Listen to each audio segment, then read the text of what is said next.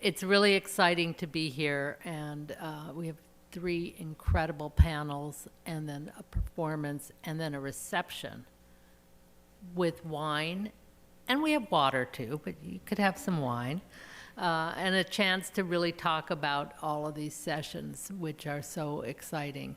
And for us here at the Asia Society, I feel that we are in complete concord with the vision and excitement of what JLF is as a global literary festival of ideas and thinkers, and it's such a pleasure to be able to share it in person. Remember that when COVID was all around and we all had to stay home? Well, we're coming out, and that's really exciting. I just wanted to ask all of you, if you have cell phones, please go ahead and use them for your social media. Reach out, put your ideas out there in the world, but turn the ringer off. That would be great. And it's my pleasure and honor to bring Sanjoy Roy up, who is the mastermind, or one of the masterminds behind this festival and making this such a global, exciting moment. Sanjoy.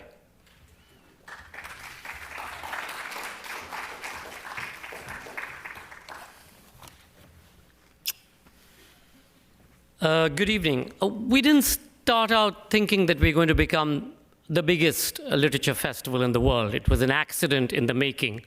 And even though Harvard Business School in its case study sort of said that we had a 5-year and a 10-year and a 15-year plan to take over the world, let me tell you, it wasn't anything like that.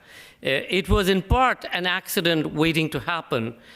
Two people, John and Faith Singh, some of you may know, they used to run an apparel company called Anokhi, which does beautiful block print textiles in Jaipur. John had been involved in built heritage, or restoring the built heritage in the old city of Amer, and of course in the Pink City. And they'd come out to the Edinburgh festivals in the early 2000s, I think, 2001, where we used to do a lot of work looking at how do you bring the arts, marry it to built heritage, and create a value for it so that people don't tear down old buildings or repurpose them.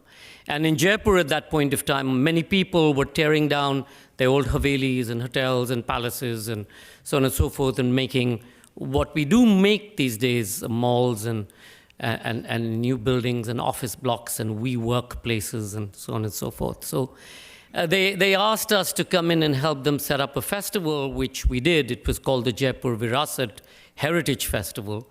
We didn't run it at that point of time because we felt that Jaipur, like India, lived in many different realities at the same time, lived in many different centuries at the same time, and we weren't really party to that or understood how Jaipur works, so we produced some programs within that larger festival. But some years down the line, the festival itself found itself in some sort of financial problems, and they reached out again and said, you know, it's your baby, you started it, you have to come and rescue it. And so within that existing festival, Namita Gokhale and William Dalrymple had been programming a literature or a literary segment. So what we did is we took that out of the main festival and created what is now come to be known as the Jaipur Literature Festival, which is not necessarily only about literature. Literature is at the core of it, but it's about music, it's about craft, it's about everything to do with culture and tradition and heritage and innovation and looking into the future. And it's about ideas from across the world. It's about writings from across the world. And our primary motivation in all of this is to see that, you know, in today's world of WhatsApp, where we tend to get a lot of disinformation rather than information, whether the considered work of writers who've spent time researching and writing could perhaps break through the ignorance that surrounds so many of us. And, you know, ignorance in many ways leads to hatred, because people don't understand another religion, another color, another people, another caste, whatever. And that hatred inevitably leads to violence which seems to be gripping all of us. Not just the violence that you see in the wars of Ukraine and Russia or Libya, etc., but it's the violence that you see online today. It's the violence of the image, the violence of the word. It's the stalking. It's all of the terror that you see online. And that's one of our efforts that we do at the Jaipur Literature Festival and the many JLFs that we have across the world. We're absolutely delighted. 7 years ago, we set up JLF in New York with our then partners at MoMA. And then 5 years ago, Rachel and I, we go back many, many years. We've done so many different things at Asia Society and fought with Homeland Security, in fact, trying to get some of the artists onto this particular stage. And this was obviously our natural home in New York. So 5 years ago, we set up shop here. And what COVID did was really change the way that we programmed. We were up and running, I think 4th of April, 23rd of March, India went into lockdown. 4th of April, we went online, not really knowing if anybody was going to watch what we were putting out.